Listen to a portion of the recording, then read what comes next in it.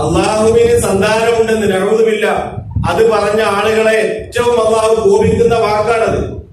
ഇതിൽ അള്ളാഹു ചോദിച്ചു, അഫലാ യതൂബൂന ഇലല്ലാഹി വയസ്തഗ്ഫിറൂന, അവർക്ക് അള്ളാഹിനോട് തൗബ ചെയ്ത് മടങ്ങിക്കൂടെ?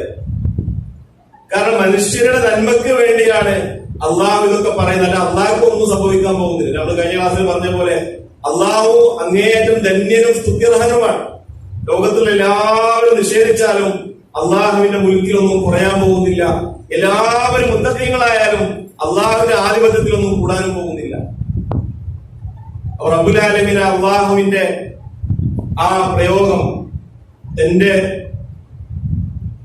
അഷ്റഫുൽ ഖൽഖായ സൃഷ്ടികൾ ഏറ്റവും ഇഷ്ടപ്പെട്ട തിരുനബി സല്ലല്ലാഹു അലൈഹി വസല്ലമയെ പരിഹസിക്കുന്ന ആളുകളെ കുറിച്ച് പറഞ്ഞിട്ട് ഉടനെ അള്ളാഹു പറഞ്ഞു, ഇന്ന റബ്ബക ലദൂ മഗ്ഫിറത്തിൻ, നിന്റെ രക്ഷിതാവ് അങ്ങേയറ്റം പൊറുക്കുന്നവനാണ്. പക്ഷെ അവിടെ നിർത്തിയില്ല, വദൂ ഇഖാബിൻ അലീം, വേദനാജനകമായ ശിക്ഷ നൽകുന്നവരുമാകുന്നു. അപ്പൊ അള്ളാഹുവിന്റെ റഹ്മത്തിൽ പ്രതീക്ഷയും നൽകുന്നുണ്ട്, അള്ളാഹുവിന്റെ ശിക്ഷയെ കുറിച്ചുള്ള താക്കീതും നൽകുന്നുണ്ട്. ഏതുപോലെ നബ്ബി ഇബാദി അന്നി അനൽ ഗഫൂറുർ റഹീം വ അന്ന അദാബി ഹുവൽ അദാബുൽ അലീം, എന്റെ അടിമകളോട് പറയുക ഞാൻ അങ്ങേയറ്റം പൊറുക്കുന്നവനാകുന്നു.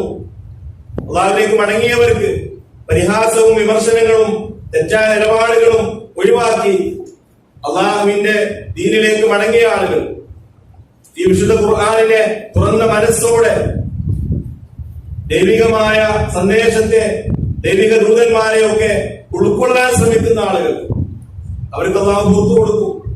മുമ്പ് എത്ര തെറ്റുകൾ ചെയ്ത ആളുകളാണെങ്കിൽ, എത്ര വലിയ തിന്മകൾ ചെയ്ത ആളുകൾ നമുക്കറിയാം. എത്രയോ വിമർശകരും ശത്രുക്കളും ഒക്കെ ഈ ദീനിന്റെ വാഹകരും പ്രയോക്താക്കളും അതിന്റെ പ്രബോധകരുമായി മാറിയ ചരിത്രമുള്ള ദീനാണ് ഇസ്ലാം. റസൂലുള്ളാഹി സ്വല്ലല്ലാഹു അലൈഹി വസല്ലമയെ വധിച്ചു കളയുമെന്ന് ദൃഢനിശ്ചയം ചെയ്ത പല സഹാബികളും, ഉമർ റളിയല്ലാഹുവിനെ പോലെ, ഖാലിദ് ബിൻ വലീദ് റളിയല്ലാഹുവിനെ പോലെ, അങ്ങനെയുള്ള എത്രയോ സഹാബികൾ പിന്നീട് ഈ ദീനിന്റെ സംരക്ഷകരായി മാറി. അപ്പൊ അള്ളാഹുവിലേക്ക് മടങ്ങുന്ന ഏതൊരാൾക്കും പുറത്തു കൊടുക്കും.